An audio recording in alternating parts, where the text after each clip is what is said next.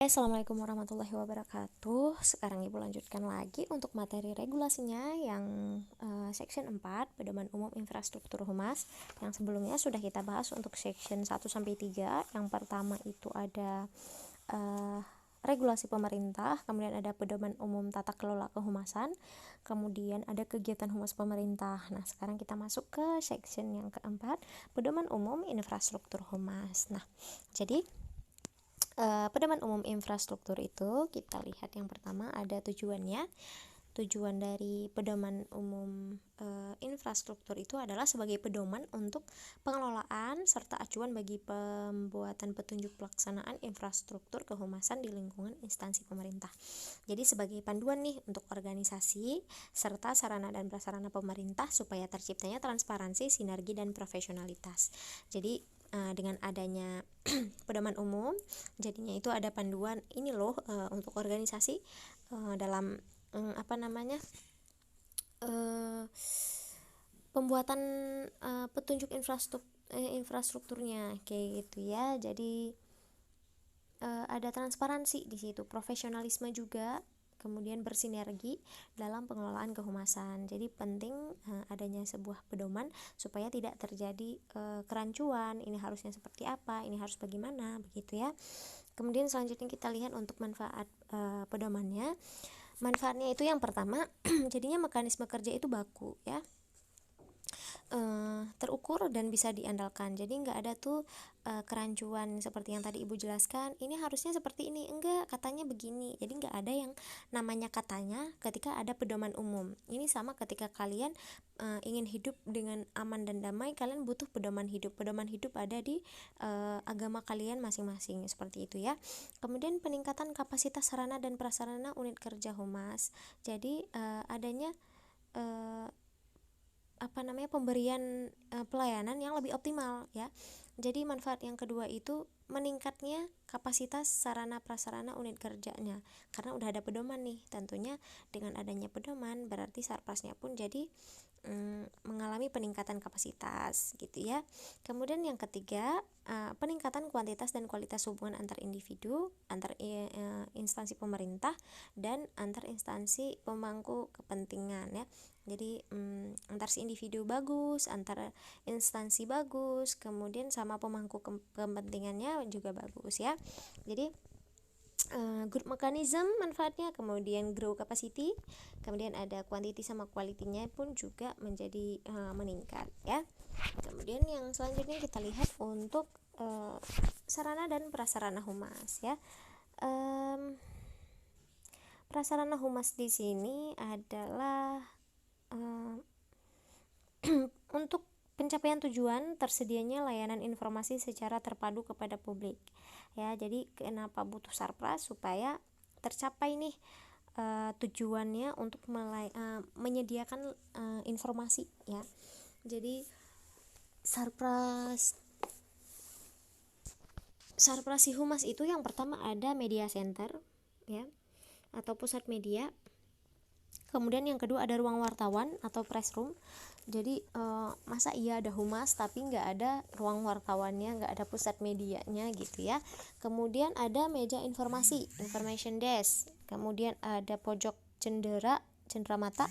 Kemudian ada handycam, kamera digital, televisi, komputer, tape recorder, internet, lemari. Ya, yang terakhir lemari. Jadi untuk media center itu segala informasi yang dibutuhkan media massa untuk kepentingan peliputan dan publikasi itu ada fasilitas media centernya ya. Jadi ada perpustakaan publikasi, kemudian ada perpustakaan publikasi ini untuk rujukan si media. Kemudian ada buku, ada majalah, ada profil lembaga, laporan tahunan. Pokoknya di pusat media ini, di media center ini semuanya lengkap. Mau butuh apa aja ada di situ ya. Jadi kayak pusatnya informasi ada di situ.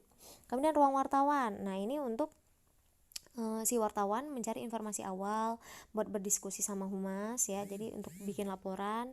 Jadi ruang wartawan ini ruang untuk khusus untuk penyampaian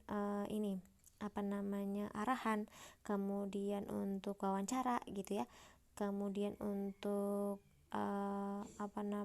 press conference, kalau dia mau juga bisa di situ seperti itu ya. Kemudian ada meja informasi. Nah, ini untuk memberikan layanan informasi ke masyarakat. Jadi kalau misalnya masyarakat pengen tahu sesuatu tentang si perusahaan atau instansi tersebut, itu bisa ke meja informasi. Silakan Bapak Ibu ke information desk, ya kan? Kalian pernah dengar Pak ini ya, silakan ke information desk Bu, gitu. Kemudian ada pojok cenderamata. Nah, ini untuk mempromosikan si instansi itu, jadi ada pojok cenderamata-nya. Kalian kalau misalnya ke bank pasti ngeliat dong ada etalase yang MUK apa gitu, tulisannya BRI. Nah, itu untuk cenderamata untuk mempromosikan si perusahaan itu, si bank itu gitu. Kemudian ada handycam. Handycam di sini kamera audiovisual yang digunakan untuk merekam kegiatan instansi ya. Kalian pasti kalau misalnya nanti one day bisa bekerja di perusahaan yang apalagi dia masih startup, masih butuh pengakuan di mata masyarakat. Nah, itu pasti mereka nanti tiba-tiba ada kamera lagi jalan, lagi syuting ya, lagi syuting pakai handycam, mereka ngasih tahu kegiatan yang ada di perusahaan tersebut kayak gitu ya. Itu bagian dari si humasnya. Kemudian ada kamera digital. Nah, ini kamera yang praktis untuk menyebarluaskan informasi. Kemudian ada televisi. Nah, ini untuk pemantauan berita-berita terkini. Kemudian ada komputer, itu yang ya perangkat kerja humas lah yang sangat wajib untuk dimiliki.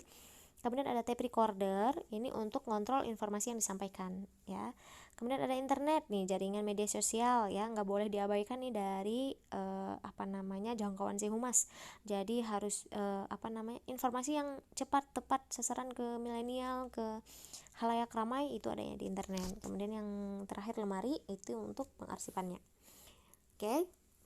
Kemudian selanjutnya kita lihat. Oke, sudah selesai rangkuman. Oke ya. Nah, di rangkuman di sini kita lihat. Wait for a minute. Nah, jadi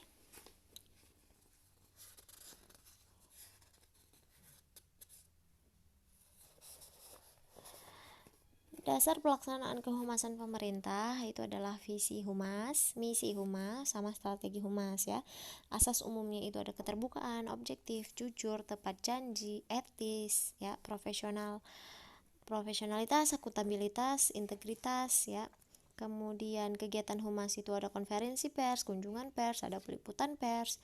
Kemudian tugas untuk humas itu ada tugas pokok, ada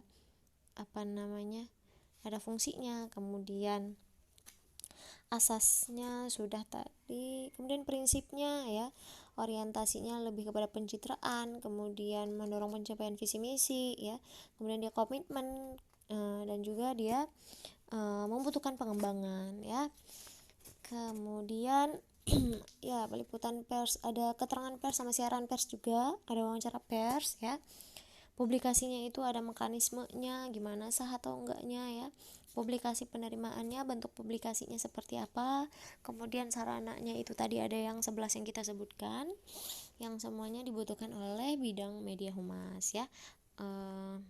Oke, cukup sampai di sini untuk hari ini untuk regulasi humas. Jadi next time kalian akan diajarin oleh Ibu Irma jauh lebih baik nanti dalam penyampaian materi. Semoga kalian lebih kerasan, lebih enjoy ya. Thank you untuk semuanya. Wassalamualaikum warahmatullahi wabarakatuh.